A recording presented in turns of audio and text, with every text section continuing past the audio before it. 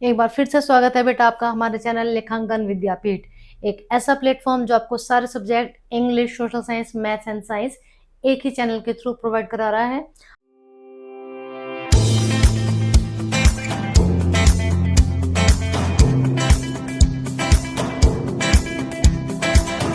I am Ritu Sharma, having 18 plus years of experience in my teaching field। और जैसा कि आप सभी जानते ही हैं कि why you should join लेखांकन विद्यापीठ because your success is our motto। और हमारा मेन मोटो क्या है बेटा? आपके साइंस के डर को दूर करना।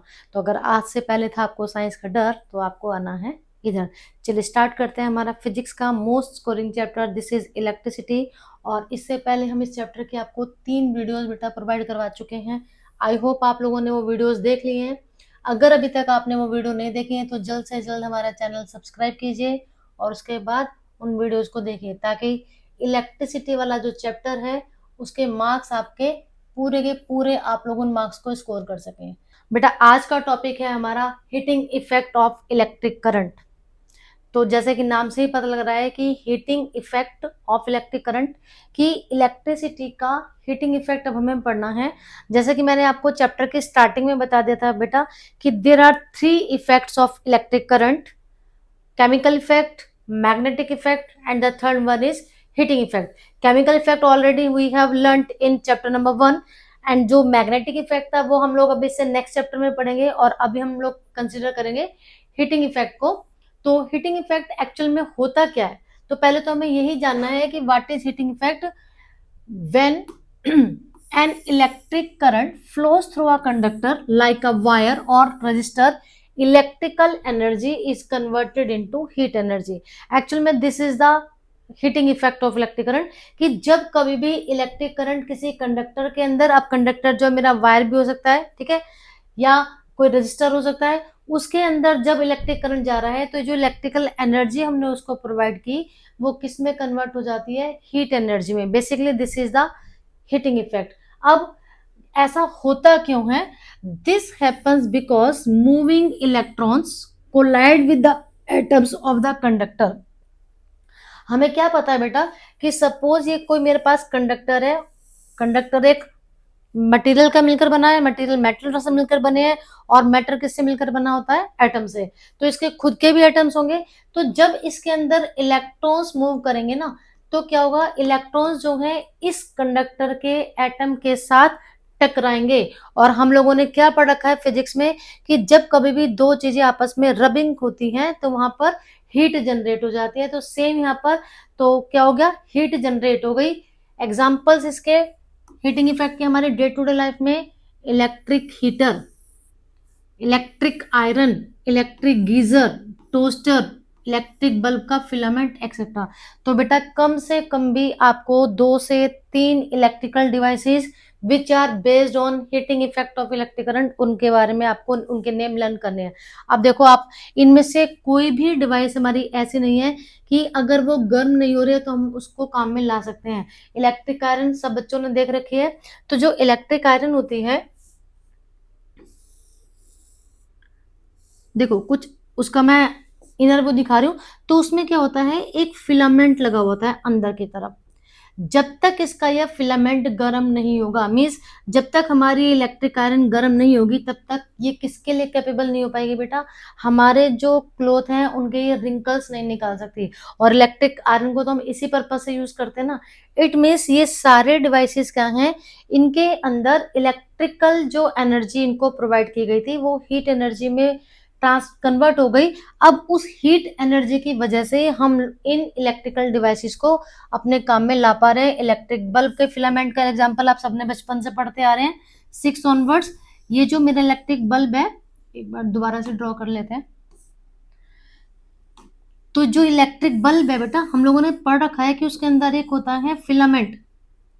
पूरी डिटेल अभी आगे पढ़ेंगे। तो क्या होता है? जब इलेक्ट्रिक करंट इसके अंदर पास ऑन होता है, इसका जो फिलामेंट है वो इतना ज्यादा गर्म हो जाता है, इतना ज्यादा एक्सेसिव हॉट हो जाता है कि ये गर्म होने के बाद ग्लो करना स्टार्ट कर देता है। और हम लोग आम भाषा में बोलते हैं कि बल्ब जो है वो जलना शुरू हो गया। आई होप आपको समझ में आ रहा है बेटा।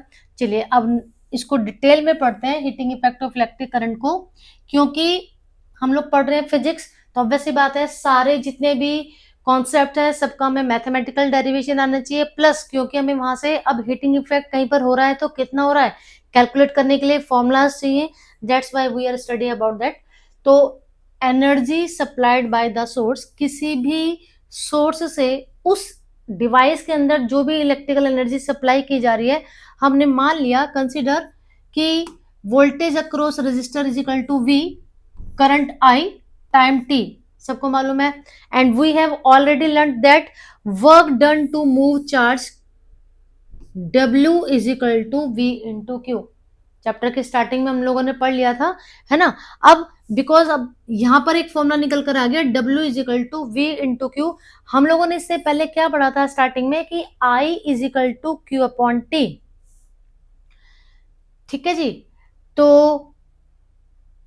Total energy supplied in time H is equal to V into I into T. अब ये सब आया कहां से, तो ये आया है बेटा ओम्स लॉ, हम लोग जानते हैं ओम्स लॉ क्या होता है, V is equal to I into R, ठीक है। तो यहां पर जो हमारी सप्लाइड एनर्जी है ये क्या है हमारी H is equal to V into I into T. अब ये आप बोलोगे कि मैडम ये कहां से आ गया, क्योंकि बेटा हमारे पास V और I, ठीक है, हमने क्या पढ़ा अभी Q upon T is equal to I, ठीक है। और वर्क डन किसके इक्विवेलेंट था हमारा, पोटेंशियल डिफरेंस के, तो इसीलिए हमने वो वाली वैल्यूज जो है वो यहाँ पर पुट कर दी, जिसकी वजह से ये हमारे पास फॉर्मूला निकल कर आ गया H is equal to I square into R into T. Starting में मेरे पास फॉर्मूला बना था ये, पावर किसी भी इलेक्ट्रिकल डिवाइस की, हमने क्या पढ़ा है कि किसी भी वर्क को करने में जितनी एनर्जी लगी that is called power, the capability of doing work is called power. तो जो पावर है हमारी, क्योंकि work done upon time, work done किसके इक्विवेलेंट है, V इंटू क्यू के, अभी जस्ट हम लोगों ने ये पढ़ा, ठीक है।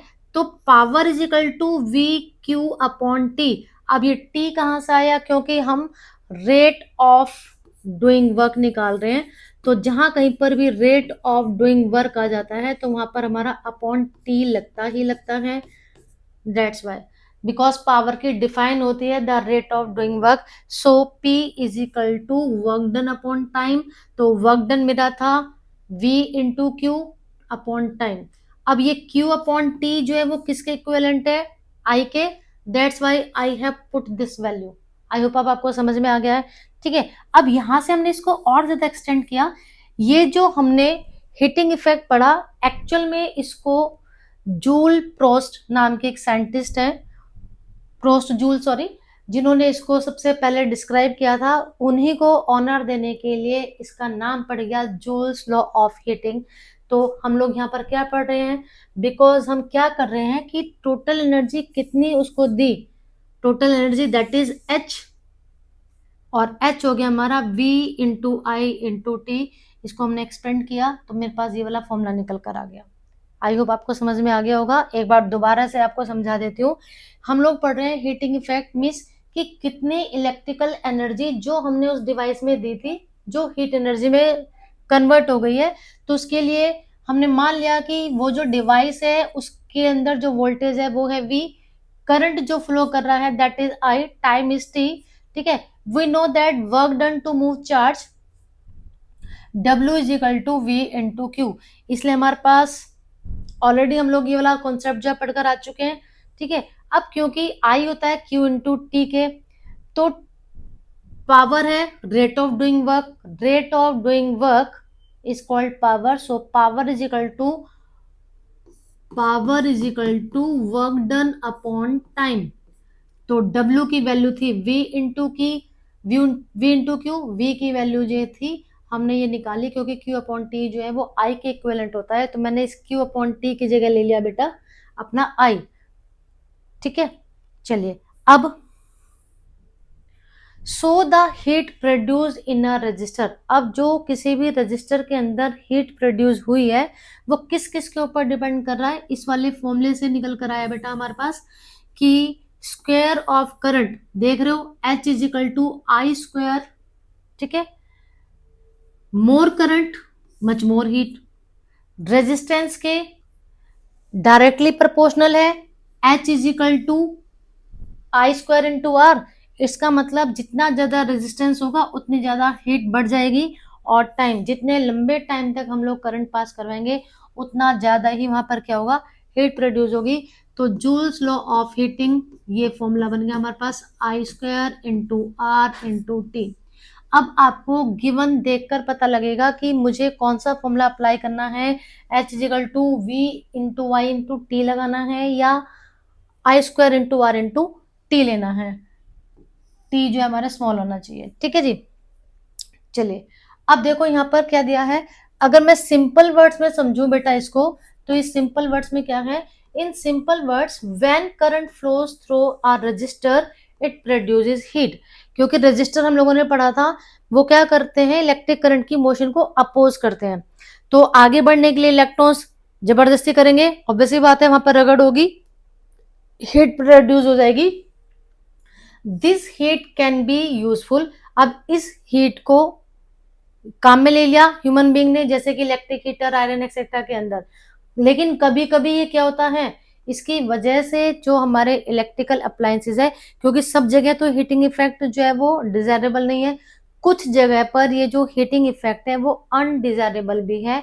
फॉर एग्जाम्पल, जैसे सपोज ये फैन चल रहा है अभी, अगर ये फैन हद से ज्यादा इसकी मोटर गर्म हो जाएगी बेटा, तो ये हमारे लिए अनवांटेड इफेक्ट हो गया, क्योंकि उस केस में उसकी मोटर जो है वो जल सकती है। केवल कुछ इलेक्ट्रिकल अप्लायंसेज है जहां पर ये हीटिंग इफेक्ट जो है वो हम लोगों के लिए डिजायरेबल साबित होता है। अब कुछ प्रैक्टिकल एप्लीकेशन हम लोग यहाँ पर हीटिंग इफेक्ट के देखते हैं। चलिए जी, electric appliances for heating, already हम लोगों ने इनके नाम पढ़ लिए हैं, एक बार दोबारा से रिवाइज कर लेते हैं। Devices like electric iron, toaster, oven, kettle, heater work on Joule's law of heating. One marker question है कि नेम एनी 2 और 3 devices which are based on Joule's law of heating, तो यहाँ से हमने नाम कर लिए। In them the electric current produces heat. इन सारे डिवाइसेस के अंदर जो करंट हमने दिया था उसने हीट प्रोड्यूस की in resistive element which is then used for cooking, boiling और आयरनिंग। चलिए अब वन बाय वन कुछ इलेक्ट्रिकल डिवाइसेस के बारे में पढ़ रहे हैं, क्योंकि सबके बारे में तो नहीं पढ़ सकते यहाँ पर। तो सबसे पहले हम लोग पढ़ रहे हैं इलेक्ट्रिक बल्ब के फिलामेंट के बारे में। Although I have told you, अब इसकी क्या स्पेशलिटी है, filament of bulb is made up of tungsten. इस मेटल का नाम आपको लर्न रखना है बेटा। मेल्टिंग पॉइंट होता है इसका 3380 डिग्री सेल्सियस, मीन्स इतना ज्यादा हाई मेल्टिंग पॉइंट है। तो सम टाइम क्वेश्चन आता है, why the melting point of an electric iron is so electric bulb is so high, और कितना, कई बार ये भी पूछ लेते हैं। अब टंगस्टन मेटल को ही क्यों चूज किया गया, भाई मेटल तो बहुत सारे थे, इसको चूज करने के रीजन, यहाँ से बोर्ड का क्वेश्चन आता है, it can withstand very high temperature, क्योंकि टंगस्टन जो है वो हाई टेम्परेचर में भी सरवाइव कर सकता है। It does not melt when glowing, और जिस समय ये रेड हॉट हो गया, इतना ज्यादा गर्म हो गया कि इसके अंदर से लाइट एमिट होने लग गई, लेकिन जो टंगस्टन है वो उस केस में भी बरकरार रहेगा ये पिघलेगा नहीं। The filament gets heated due to current and produces light. Bulbs are filled with inert gases. अब साथ साथ में ये जो मेरा कांच का केस है, ठीक है, इसके अंदर एक गैस भरी हुई होती है, उस गैस का नाम और उसका reason, with inert gases sometimes nitrogen, generally argon. ये गैसेस भरी होती है, ये भी बोर्ड में कई बार क्वेश्चन पूछा गया है कि name the gas which is filled in an electric bulb and why. क्योंकि ये क्या कर रहे हैं, increases the life span of the filament, because these gases are inert gases, they do not react with the metal, that's why these gases are used in the electric bulb। अब हमें यहाँ पर क्या नोट डाउन करना है, most of the energy is wasted as heat, only a small part appears as light। यहाँ पर जो हमें इलेक्ट्रिक बल्ब ग्लो करता हुआ नजर आता है ना बेटा, साथ साथ में अगर आप इसको टच करके देखोगे स्विच ऑफ करने के बाद, तो हम क्या देखेंगे कि ये काफी गर्म भी हो गया है, क्योंकि अधिकतर उसकी जो एनर्जी है वो हीट में कन्वर्ट हो रही है। क्लियर। चलिए अब आगे का कॉन्सेप्ट देखते हैं। इलेक्ट्रिक फ्यूज मोस्ट इंपोर्टेंट है बेटा ये बोर्ड के एग्जाम के पॉइंट ऑफ व्यू से। Fuse protect circuits and appliances from excess current. This is also known as safety device. तो समटाइम क्वेश्चन कैसे आता है कि name the safety device used in an electric circuit. Electric circuit में use होने वाले एक सेफ्टी डिवाइस का नाम बताइए। तो दैट इज फ्यूज। ये देखो ये फ्यूज इस तरीके का होता है, इसका एक केस होता है, उसके अंदर ये वायर जैसा लगा हुआ होता है। अब specially it is a safety device placed in series. इसको जनरली सर्किट के अंदर सीरीज कॉम्बिनेशन में लगाया जाता है। It has a thin wire. ये wire aluminium, copper, iron, lead, alloy की मिलकर बनी हुई है, लेकिन सबसे मिलकर वो एलॉय बन गया है। इफ करंट एक्सीड्स, अब ये किस तरह से इसको सेफ्टी डिवाइस नाम क्यों दिया गया? क्योंकि ये इलेक्ट्रिक सर्किट के अंदर बाकी जितने भी इलेक्ट्रिकल अप्लायंसेस लगे हुए थे ना बेटा, उनको बचाने का काम कर रहा है। कैसे? अच्छा, एक बात आप लोगों को मालूम है कि जो हमारे या किसी भी देश के जो सोल्जर हैं वो क्या कर रहे हैं बेटा, हमारे या किसी भी जिस देश के वो सोल्जरों की वहां की प्रोटेक्शन कर रहे हैं। कैसे? कि वो बॉर्डर पे खड़े हुए हैं, किसी दूसरे देश का सैनिक अगर एंटर करने की कोशिश करता है, पहले तो ऑब्वियस सी बात है फाइटिंग होती है दोनों के बीच में, उधर से गोली चली इधर से गोली चली, चाहे बेशक से हमारे देश के सोल्जर को अपनी जान गंवानी पड़े, लेकिन उसने क्या किया, उस दुश्मन को, उस एनिमी को अपने कंट्री में एंटर नहीं होने दिया। ठीक इसी तरह से ये जो मेरा इलेक्ट्रिक फ्यूज है ये क्या कर रहा है, बाकी उन अप्लायंसेस को बचाने के लिए खुद से मेल्ट हो जाता है। अब कैसे होगा उसकी वर्किंग पढ़ लेते हैं। If current exceed the safe limit, अगर पीछे से अनड्यूली करंट आ जाता है, मींस सेफ लिमिट से ज्यादा का करंट अगर सप्लाई हो गया है, the fuse wire heats up, उस केस में जो फ्यूज वाली वायर है ये गर्म होगी और गर्म होने के बाद पिघल जाएगी। जब पिघल गई तो क्या हुआ, सर्किट मेरा ब्रेक हो गया, मींस ओपन सर्किट हो गया। और हम लोगों ने क्या पढ़ रखा है कि ओपन सर्किट के अंदर इलेक्ट्रिक करंट फ्लो नहीं करता and breaks the circuit, prevents damage और फायर। तो कुल मिलाकर क्या बात निकल कर आई कि इसका मेल्टिंग पॉइंट कैसा होना चाहिए, लो। अब देखो इलेक्ट्रिक बल्ब में वो हद से ज्यादा गर्म हो रहा था, गर्म होने के बाद वो ग्लो करना स्टार्ट कर दिया due to its high melting point, वहां पर वो हमारे लिए एडवांटेजेस हो गया। लेकिन यहाँ पर अब इसका मेल्टिंग पॉइंट लो है, ये गर्म होने के बाद पिघल जाता है। अगर ये उस एक्सेस हीट को टॉलरेट कर जाता तो क्या होता है, जो आगे की अप्लायंसेस है उनको नुकसान पहुंच जाता। फ्यूज वायर इज इनकेस्ड इन प्रोकेलिन और सिमिलर इंसुलेटिंग मटेरियल। तो समटाइम ये क्वेश्चन आ जाता है कि उसको कैसे रखा जाता है। अब बात करते हैं कि हमारे मार्केट में ये जो फ्यूज है वो किसके अकॉर्डिंग, हम लोगों को मान लो जी मुझे अपने घर के लिए फ्यूज चाहिए तो मैं कौन सा फ्यूज खरीदूंगी। अब ये देखो, और आज की डेट में इसका ये अल्टरनेट है जिसको बोला जाता है MCB, miniature circuit breaker. Fuse ratings, fuses are rated as 1 ampere, 2 ampere, 3 ampere, 5 ampere, 10 ampere etc. Market में इस रेंज के फ्यूज अवेलेबल होते हैं। डिपेंड करता है कि मुझे कौन सा वाला चाहिए अपनी जरूरत के अकॉर्डिंग। अब उसको कैसे आपको निकालना है कि भाई मुझे कितनी रेटिंग वाला फ्यूज चाहिए, इसके लिए क्वेश्चन है कि an electric iron consumes 1 kilowatt at 220 volt. कोई मेरे पास इलेक्ट्रिक आयरन है जो कि 220 वोल्टेज की सप्लाई होने पर उसकी पावर जो है वो 1 किलोवाट है। ठीक है, अब मुझे बताना है कि भाई मैं यहाँ पर कौन सी रेटिंग का फ्यूज जो है काम मिलाऊं। अब आपको ये बात तो मालूम है कि हमें फ्यूज की रेटिंग कैसी है। चलो पहले मैं ये वाला, आप ये वाला कॉन्सेप्ट देखो, उसके बाद हम निकालेंगे। यहाँ पर हमें क्या दे रखा है बेटा, हमें क्या निकालना है, आई की वैल्यू निकालनी है, पावर दे रखी है और हमें वोल्टेज दे रखी है।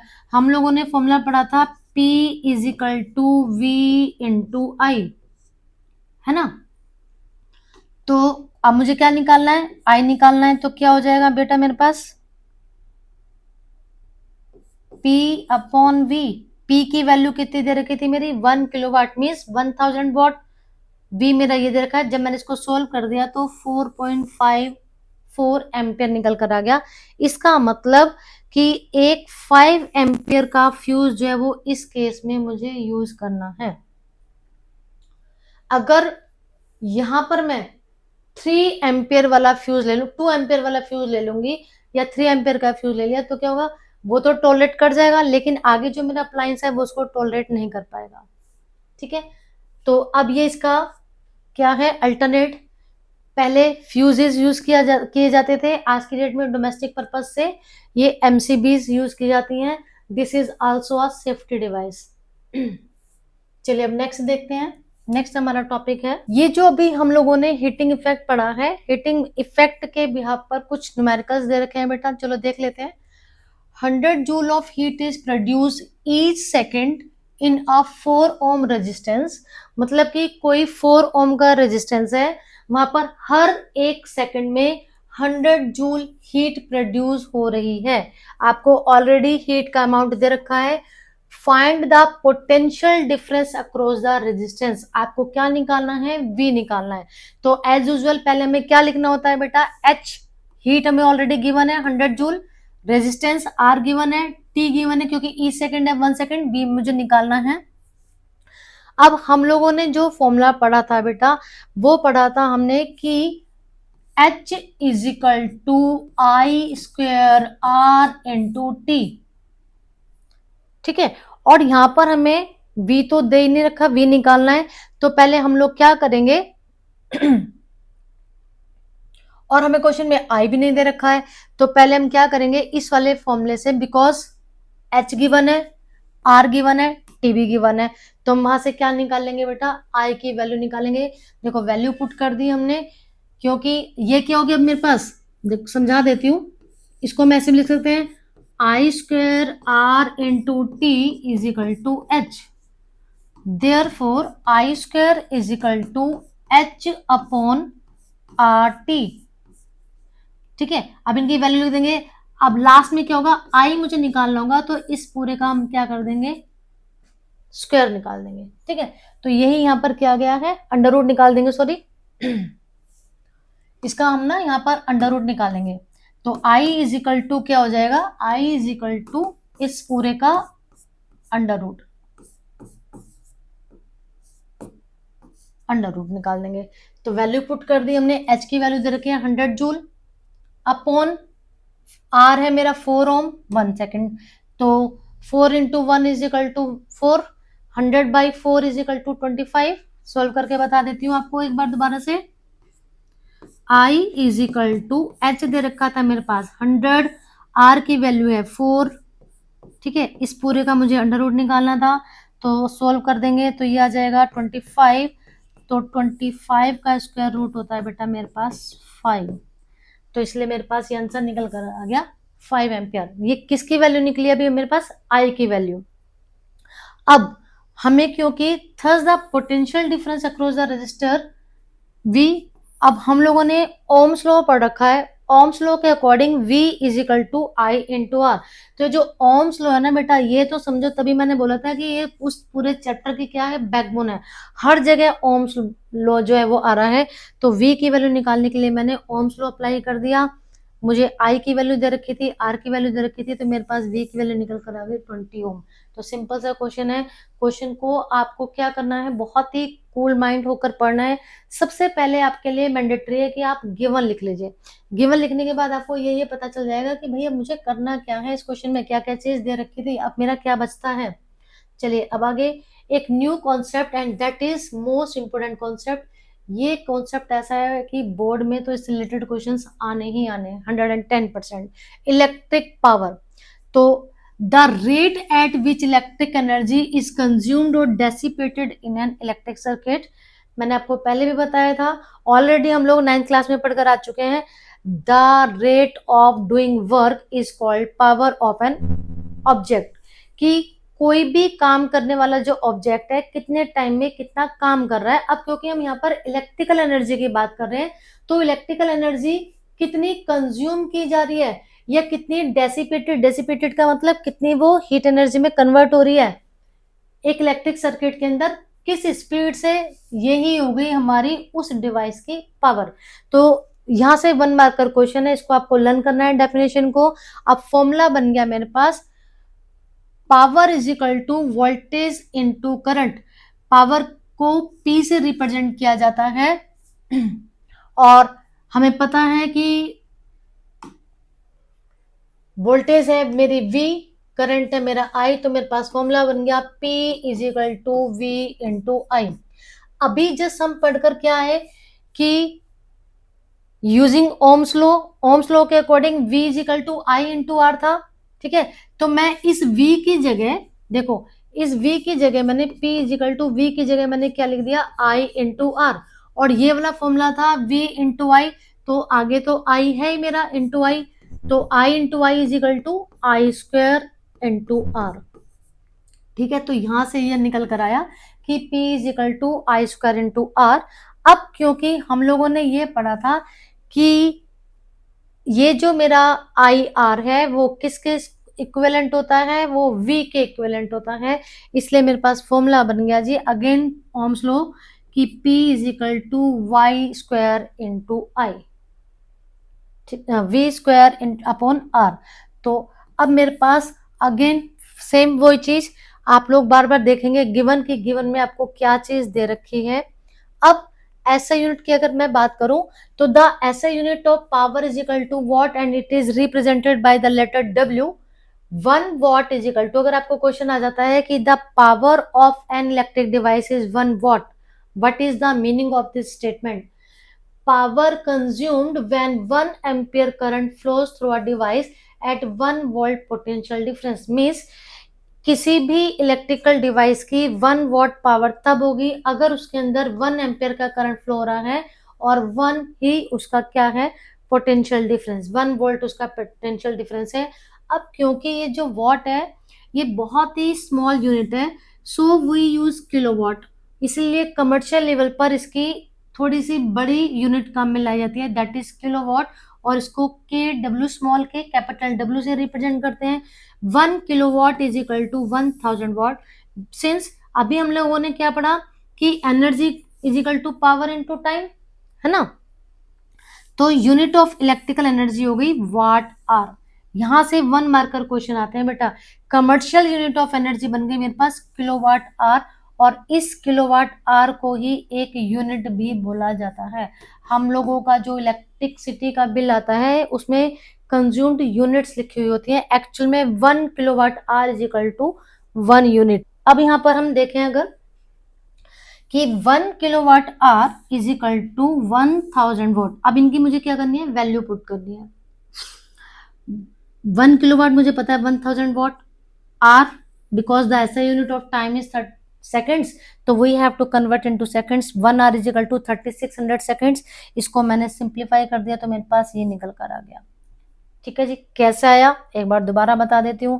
देखो मल्टीप्लाई करनी आपको आती है, 3 जीरो और 2 जीरो, तो ये हो गया मेरे पास 36, 1 2 3 4 5, और अगर मैं इसको साइंटिफिक नोशन में लिखूंगी तो ये हो जाएगा मेरे पास 3.6 इंटू 10 की पावर 6, क्योंकि मैं इसको पहले ऐसे भी लिख सकती हूँ 36 इंटू 10 की पावर 5, 10 की पावर 5, ठीक है। अब मुझे क्योंकि यहाँ पर डेसिमल लगाया दिया मैंने, तो मेरे पास एक पावर जो यहाँ पर इंक्रीज हो जाएगी, जिसकी वजह से मेरे पास ये वैल्यू निकल कर आ गई। 1 kilowatt hour is equal to 1 unit of electricity. अब इसके बिहाफ पर क्वेश्चन आते हैं करने के लिए, तो चलिए एक क्वेश्चन देख लेते हैं यहाँ पर। अब क्वेश्चन में क्या दे रखा है कि an electric refrigerator rated 400 watt operates 8 hour per day. बेटा बोर्ड में इसी तरीके के क्वेश्चन आते हैं कि कोई इलेक्ट्रिकल रेफ्रिजरेटर है जिसकी पावर है 400 वॉट, उसको 8 घंटे डेली चलाया जाता है, what is the cost of the energy to operate it for 30 day. अब अगर मैं पूरे महीने मतलब 30 डेज तक इसको चलाऊं और अगर 1 किलोवाट आवर की कॉस्ट है 3 रुपीज, तो मुझे कितना इसका बिल पे करना पड़ेगा। तो मुझे क्या निकालनी है, इसकी कंज्यूम्ड एनर्जी। तो चलिए देखते हैं, the total energy consumed by the refrigerator in 30 days would be, हमने फॉर्मूला पढ़ा था P into T, energy is equal to E is equal to P into T. तो P है मेरा 400, टाइम है मेरा 8 आवर, अब वो पर डे है, ठीक है, और उसको 30 दिन तक निकालना है, तो मैं क्या करूंगी, इसको सिंप्लीफाई करके मेरे पास ये आ गया जी, कैसे कैसे किया जी, देखो बेटा 400 को 8 से मल्टीप्लाई किया, कितना आ गया 30, 320 को 30 से मल्टीप्लाई कर दिया तो मेरे पास ये निकल कर आ गया। अभी वॉट आर है, क्योंकि ये है 96,000, तो उस 96,000 को मैं 96 किलोवाट आवर लिख सकती हूँ, मीन्स 96 यूनिट्स हो गई। या हमें वैल्यू दे रखी है 1 किलोवाट आवर की, 1 यूनिट का कॉस्ट है मेरे पास 3 रुपीज। फ्रिज को अगर मैंने 30 दिन तक लगातार चलाया तो कितनी किलोवाट आवर एनर्जी खर्च हुई 96, तो 96 से मल्टीप्लाई कर दिया, मेरे पास निकल कर आ गया इसका आंसर। ठीक है, आई होप आपको समझ में आ गया होगा, बहुत ही इजी कॉन्सेप्ट है। अब बेटा यहाँ पर क्या करना है, ये इलेक्ट्रिसिटी वाले चैप्टर में आपको जितने ज्यादा से ज्यादा आप लोग न्यूमेरिकल्स कर सकते हैं, आपको न्यूमेरिकल्स प्रैक्टिस करनी है। और इसके लिए एक प्रैक्टिस शीट की वीडियो जिसमें सिर्फ न्यूमेरिकल्स की प्रैक्टिस करवाऊंगी मैं आपको, एक अलग से वीडियो बना लेते हैं इसकी, क्योंकि इसमें थ्योरी भी काफ़ी है और न्यूमेरिकल्स भी हैं, तो इसलिए आपके लिए न्यूमेरिकल्स की एक सेपरेट वीडियो हम लोग आपको प्रोवाइड करेंगे ताकि आपको कोई कन्फ्यूजन ना हो। तो अगर आप कहोगे कि मैडम यहाँ पर तो बहुत सारे न्यूमेरिकल्स है, आपने कोई एक एक दो दो ही करवाए, तो आपको कोई चिंता की बात नहीं है। हम नेक्स्ट वाली जो वीडियो है उसमें सिर्फ और सिर्फ अपने न्यूमेरिकल्स को लेकर चलेंगे। किसी बच्चे को कोई भी डाउट हो तो आप हमें कमेंट सेक्शन में बता सकते हो। अब आपको क्या करना है जी, चैनल को सब्सक्राइब करना है बेटा, वीडियो को लाइक एंड शेयर करना है। तो मिलते हैं नेक्स्ट वीडियो में।